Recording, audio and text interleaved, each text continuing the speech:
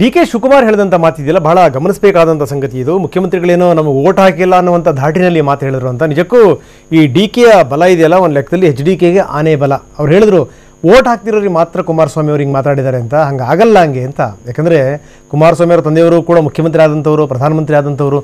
ಎಂದೂ ಕೂಡ ದೇವೇಗೌಡರ ಬಾಯಿಂದ ಇಂಥ ಮಾತುಗಳು ಎಂದೆಂದೂ ಕೂಡ ಬಂದಿಲ್ಲ. ಅದು ಗಮನಿಸಬೇಕಾದಂಥ ಸಂಗತಿ ನಂಬರ್ 1. ನಮ್ಮದಲ್ಲಿ ಏನು ಸೂತ್ರ ಅಂದರೆ ಹಿಂದಿಂದ ಸರ್ವೇ ಜನ ಸುಖಿನೋ ಭವಂತು ಆ ಸೂತ್ರ. ಈಗ ಹಂಗಲ್ಲ, ಈಗ ಕೆಲವೇ ಜನ ಸುಖಿನೋ ಭವಂತು ಅಂದರೆ ಕೆಲವರು ಮಾತ್ರ ಸುಖವಾಗಿರ್ಬೇಕಪ್ಪ ಅಂತ. ಅದು ಮುಂದುವರೆದು ಈಗ ಎಲ್ಲಿ ಬಂದೀವಿ ನಾವು ಅಂತಂದರೆ ನಮ್ಮವರು ಮಾತ್ರ ಸುಖಿನೋ ಭವಂತು. ಈಗಿನ ಹೊಸ ಸೂತ್ರ ಇದು, ನಮ್ಮವ್ರು ಮಾತ್ರ ಸುಖಿನೋ ಭವಂತು ಅಂತ. ಈಗ ಅದಕ್ಕಿಂತ ಒಂದು ಹೆಜ್ಜೆ ಮುಂದ್ಕೋಗ್ಬಿಟ್ಟಿದ್ದಾರೆ ರಾಜಕಾರಣಿಗಳು. ನಮ್ಮ ಓಟ್ ಹಾಕಿದವ್ರು ಮಾತ್ರ ಸುಖಿನೋ ಭವಂತು ಅಂತ. ಹಿಂಗಾದರೆ ಜಗತ್ತು ನಡಿಲಿಕ್ಕೆ ಸಾಧ್ಯನಾ? ಸಮಾಜದಲ್ಲಿ ಸಾಮರಸ್ಯ ಮೂಡ್ಲಿಕ್ಕೆ ಸಾಧ್ಯನಾ?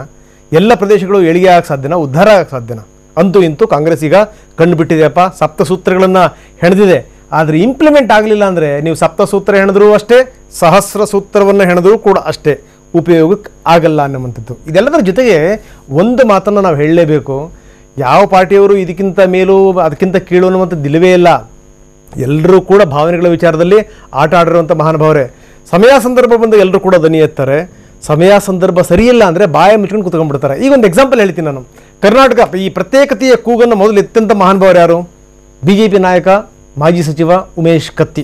ಉಮೇಶ್ ಕತ್ತಿಯವರೇ ಈ ಧ್ವನಿಯನ್ನು ಮೊದಲು ಎತ್ತಿದ್ದು. ಅದಾದಮೇಲೆ ಇದು ವ್ಯಾಪಕ ಟೀಕೆಗೂ ಕೂಡ ಪಾತ್ರವಾಗಿತ್ತು. ಹೀಗಾಗಿನೇ BJP ಈಗ ಅಳೆದು ತೂಗಿ ನಿರ್ಧಾರಕ್ಕೆ ಬರ್ತಾ ಇದೆ. ಯಾವುದಾದ್ರು ಸ್ಟೇಟ್ಮೆಂಟ್ಗಳನ್ನು ಕೊಡೋದಕ್ಕಿಂತ ಮೊದಲು 10 ಬಾರಿ ಯೋಚನೆ ಮಾಡ್ತಾ ಇದೆ. ಯಾಕಂದರೆ ಏನಾದರೂ ಎಡವಟ್ಟಾದರೆ ಬೂಮ್ರಾಂಗ್ ಆಗುತ್ತೆ ಅನ್ನುವಂಥ ಭಯ BJPನ ಕಾಡ್ತಾ ಇದೆ. ಉತ್ತರ ಪ್ರತ್ಯೇಕ ಹೋರಾಟದಿಂದ ಹಿಂದೆ ಸರಿದ ಬಿಜೆಪಿ. ರಾಜ್ಯದಲ್ಲಿ ಒಗ್ಗಟ್ಟು ಪ್ರದರ್ಶಿಸಲು BSY ಮನವಿ.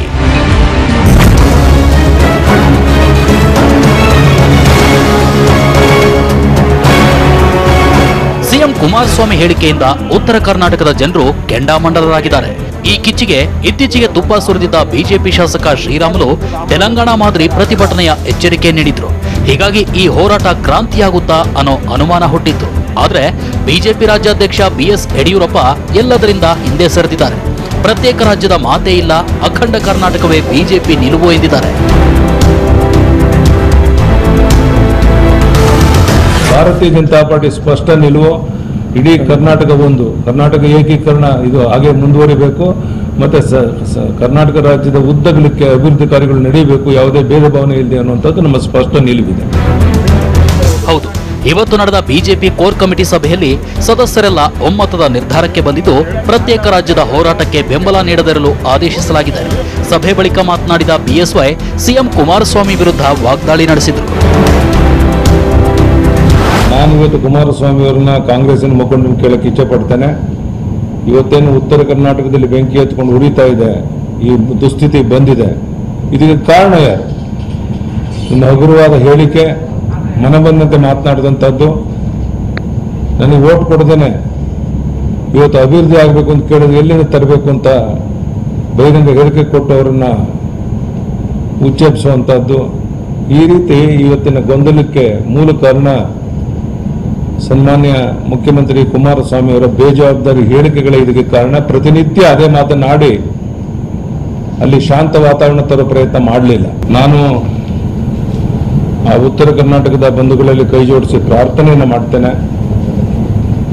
ದಯಮಾಡಿ ಯಾವ ಕಾರಣಕ್ಕೂ ಸಹ ಈ ಪ್ರತ್ಯೇಕತೆಯ ಕೂಗು ನಿಮ್ಮ ಬಾಯಿಂದ ಬರದೇನೆ, ನಿಮ್ಗೇನು ಅನ್ಯಾಯ ಆಗಿದೆ, ಏನು ಅಭಿವೃದ್ಧಿ ಕಾರ್ಯಗಳಾಗಿಲ್ಲ, ಅದನ್ನು ಕೇಳಕ್ಕೆ ನಿಮ್ಗೆ ಅಧಿಕಾರ ಇದೆ. ಆ ಬಗ್ಗೆ ಒಂದು ವಿರೋಧ ಪಕ್ಷವಾಗಿ ಇದ್ದು ನಿಮ್ಮ ಸಮಸ್ಯೆಗಳಿಗೆ ಸ್ಪಂದಿಸೋದಕ್ಕೆ ನಾವು ನಿಮ್ಮ ಜೊತೆಗಿದ್ದೇವೆ ಅನ್ನೋ ಭರವಸೆಯನ್ನು ಆ ಭಾಗದ ಜನರಿಗೆ ಈ ಸಂದರ್ಭದಲ್ಲಿ ಕೊಡಕ್ಕೆ ಇಚ್ಛೆ ಪಡ್ತೇನೆ. ಶ್ರೀರಾಮುಲು ಕ್ರಾಂತಿ ಕಿಡಿಗೆ ನೀರು ಸುರಿದ BSY. ಇನ್ನು ಶ್ರೀರಾಮುಲು ಹೇಳಿಕೆ ಕುರಿತು BSY ಸ್ಪಷ್ಟಪಡಿಸಿದ್ದು, ನಾನು ರಾಮುಲು ಜೊತೆ ಮಾತನಾಡಿದ್ದೇನೆ, ಅವರ ಹೇಳಿಕೆಯಲ್ಲಿ ಪ್ರತ್ಯೇಕತೆ ವಿಚಾರ ಇಲ್ಲ ಅಂತಾನೂ ಹೇಳಿದ್ರು. ಶ್ರೀರಾಮುಲು ಹತ್ರ ಮಾತನಾಡಿದ್ದೇವೆ, ಅವ್ರೇನ್ ಹೇಳಿದ್ದಾರೆ ಅಂತ ಹೇಳಿದ್ರೆ ನಾನು ಸ್ಪಷ್ಟ ಮಾಡಿಕೊಂಡಿದ್ದೇನೆ. ಇದೇ ರೀತಿ ಮುಂದುವರೆದ್ರೆ ಪ್ರತ್ಯೇಕ ರಾಜ್ಯದ ಒಂದು ಕೂಗೇನಿದೆ ಅದಕ್ಕೆ ನೀವು ಕುಮ್ಮಕ್ಕು ಕೊಟ್ಟಂತಾಗುತ್ತೆ, ಅದಕ್ಕೆ ಅವಕಾಶ ಕೊಡಬೇಡಿ. ನಾವು ಪ್ರತ್ಯೇಕ ರಾಜ್ಯಕ್ಕೆ ಯಾವುದೇ ಒಮ್ಮತ ಇಲ್ಲ, ಸಹಮತ ಇಲ್ಲ.